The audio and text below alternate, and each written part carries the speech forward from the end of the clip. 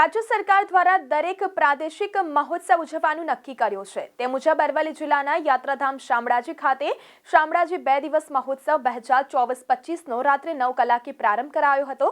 ગુજરાતની લોક ગાયક ગીતાબેન રબારી દ્વારા કૃષ્ણ ગીતો ગાવામાં આવ્યા, ત્યારે સમગ્ર શામળાજી મંદિર પરિસર કૃષ્ણમય બન્યું હતું અને ભક્તિમય વાતાવરણ સર્જાયું હતું। ગુજરાત સરકારના યુવક વિકાસ અને રમતગમત વિભાગ ગાંધીનગર તેમજ અરવલ્લી જિલ્લા વહીવટી તંત્ર દ્વારા 2 દિવસીય શામળાજી મહોત્સવ 2024-25નો પ્રથમ દિવસે અન્ન અને પુરવઠા મંત્રી ભીખુસિંહ પરમાર દ્વારા મહોત્સવનો પ્રારંભ કરાયો।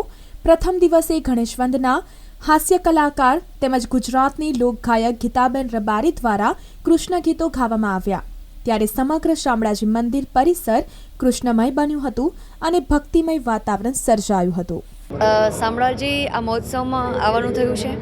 ભગવાનના પ્રાંગણમાં ગાવાનો અવસર મળ્યો છે, મારા માટે ખૂબ ગૌરવની વાત છે। અને શામળાજી મંદિર એક આપણા તમામ ગુજરાતીઓનું હિન્દુ ધર્મનું એક શ્રદ્ધાનું કેન્દ્ર છે, આસ્થાનું કેન્દ્ર છે।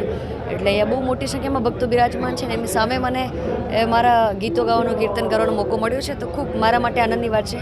તો થેન્ક યુ શામળાજી ટ્રસ્ટ અને ગુજરાત ગવર્મેન્ટ કે સારા અવસર એમને યાદ કરે એ માટે। બેન, કોઈ એવું ગીત કે જે શામળાજી મંદિર માટે આપને પ્યારું લાગતું?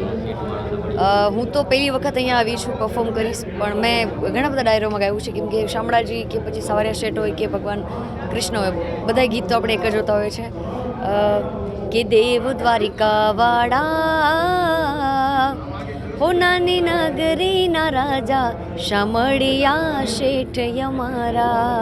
આ શામળાજી મહોત્સવ 2024-25નો પ્રારંભમાં સાબરકાંઠા સાંસદ શોભનાબેન બારૈયા, ભિલોડા ધારાસભ્ય પીસી બરંડા અને જિલ્લા કલેક્ટર પ્રશસ્તિ પરીખ દ્વારા તેમજ શામળાજી મંદિરના વાઇસ ચેરમેન અને પૂર્વ અરવલ્લી જિલ્લા ભાજપ પ્રમુખ રણવીરસિંહ ડાભી પણ ઉપસ્થિત રહ્યા હતા। હજુ બીજા દિવસે પણ શામળાજી મહોત્સવ ભવ્ય રીતે ગુજરાતના ખ્યાતનામ કલાકારો દ્વારા ઉજવાશે, ત્યારે સમગ્ર અરવલ્લી જિલ્લો અને ઉત્તર ગુજરાતના દર્શકો આ મહોત્સવમાં મોટી સંખ્યામાં ઉમટ્યા।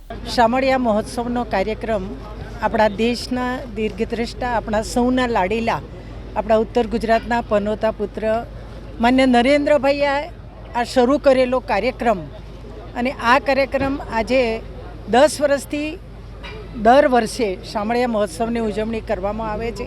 એ અંતર્ગત આ વર્ષે પણ આ શામળિયા મહોત્સવની ઉજવણી કરવાનું સુંદર આયોજન કરવામાં આવ્યું છે, અને એના કારણે રાજસ્થાનનું પ્રવેશદ્વાર ગણાતું આ શામળિયાનું મંદિર આદિવાસીઓનું આસ્થાનું કેન્દ્ર પણ છે, દરેક સમાજનું પણ આસ્થાનું કેન્દ્ર છે। અને ત્યારે તમારા માધ્યમથી આ શામળિયા ભગવાનના આ જે આજનો કાર્યક્રમ છે ખુલ્લો મૂકવામાં આવ્યો, એ જન જન સુધી પહોંચે અને શામળિયા ભગવાનની કૃપા હંમેશા આપણા ઉપર રહે, આ વાત તમારા માધ્યમથી જન જન સુધી પહોંચાડવા માગું છું। દેશના વડાપ્રધાનને આ પ્રસંગે યાદ પણ કરીએ છીએ, ધન્યવાદ પણ આપવા માંગુ છું।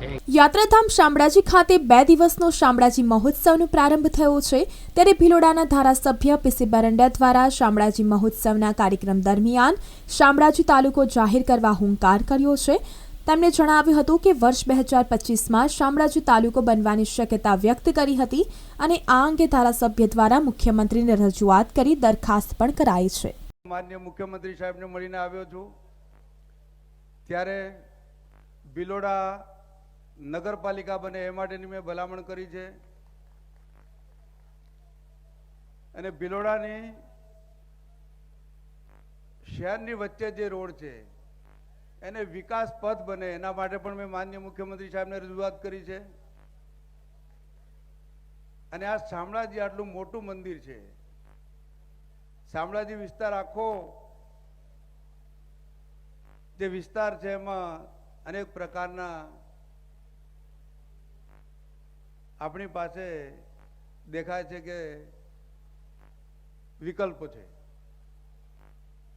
ત્યારે આજે માનનીય મુખ્યમંત્રી શ્રી પાસે જઈ અને શામળાજી તાલુકો બને એ માટેની દરખાસ્ત પણ કરી છે। અને આ 2016થી તાલુકાની માગણી છે। હું માનું છું ત્યાં સુધી આ વર્ષની અંદર આ એક તાલુકો બને અને વિકાસના પંથે જાય, અને તાલુકો બનવાથી આખા દેશના અહીંયા નાગરિકો આવે અને સુવિધા મળે એ માટેના અમે પ્રયત્નો કરવા જઈ રહ્યા છીએ. બ્યુરો રિપોર્ટ અરવલ્લી સમાચાર મોડાસા.